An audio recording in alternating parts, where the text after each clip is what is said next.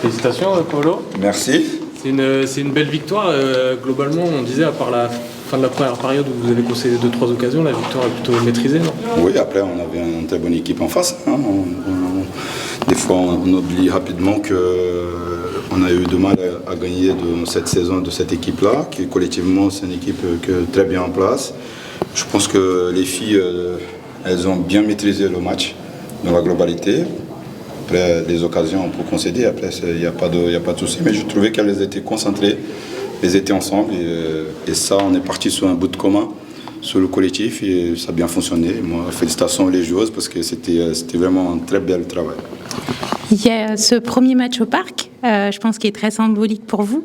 Les Ultras n'étaient pas là, mais ils ont laissé un mot très symbolique en vous disant force et courage.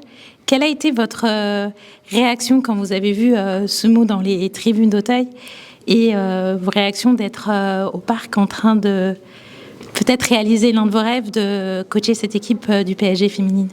C'est vrai que voir cette message pour moi de la part des supporters, pour moi c'est quelque chose d'extraordinaire. Moi j'ai quelque chose de très beau avec les supporters, des souvenirs qui sont extraordinaires, qu'ils soient au parc, qu'ils soient à l'extérieur. Donc déjà, je remercie pour ça. Après, la première au parc, voilà, comme tu dis, c'est un rêve. C'est un rêve qui est réalisé. Et moi, je suis très content. Je vais bien fêter aujourd'hui cette première parce que c'est important. Et, devant ma famille, devant mes enfants, devant voilà, plein de gens qui font le club vivre. Et voilà, moi je suis très content. C'est une atmosphère qui était favorable. Et j'espère qu'elle peut continuer dans cette voie-là. Est-ce que tu t'attendais à cette célébration avec les joueuses sur le but de Sakina Karchaoui?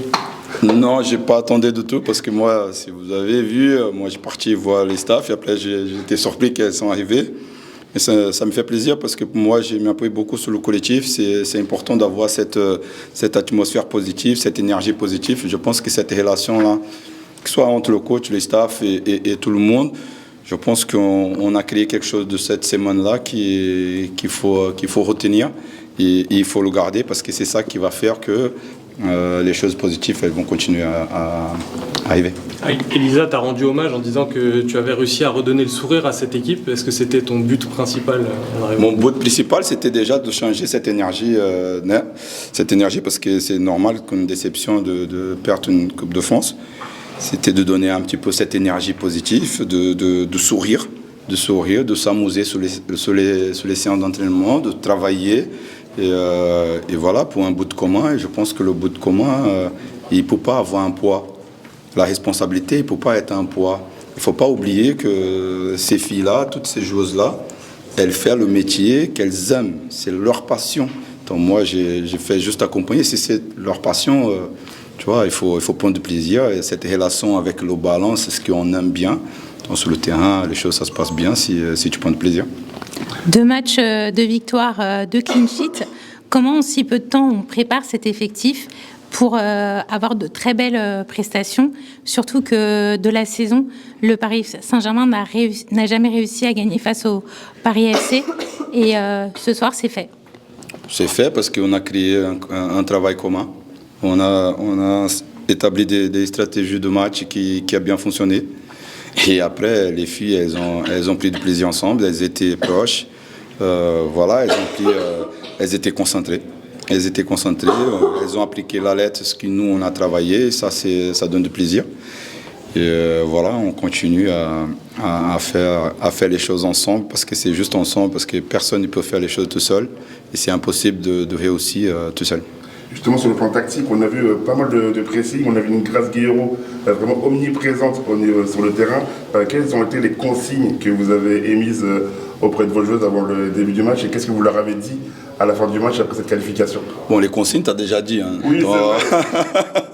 Non, mais écoute, non, c'était prévu de faire un pressing haut et que, allez, il faut pas laisser les joueuses prendre le temps de préparer leur sortie de balle.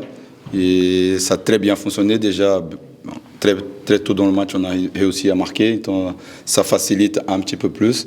Après, bien sûr, en face, il y a une très belle équipe, il y a un très bon travail par la coach elle est désignée la meilleure coach de championnat. Il ne faut pas oublier ça et qu'elles ont un collectif quand même de qualité. Mais moi, je félicite mes joueuses parce que les consignes qu'on a données, après, c'est les joueuses qui prennent la décision. Donc, je pense qu'elles ont bien travaillé et elles ont bien fait ce qu'on a préconisé pour ce match-là. Maintenant, c'est place à la dernière étape de la compétition avec le rêve quand même de pouvoir gagner ce championnat. Après, écoute, moi, je vais bien fêter aujourd'hui. Demain, je vais faire un point avec la direction pour voir comment ça se passe.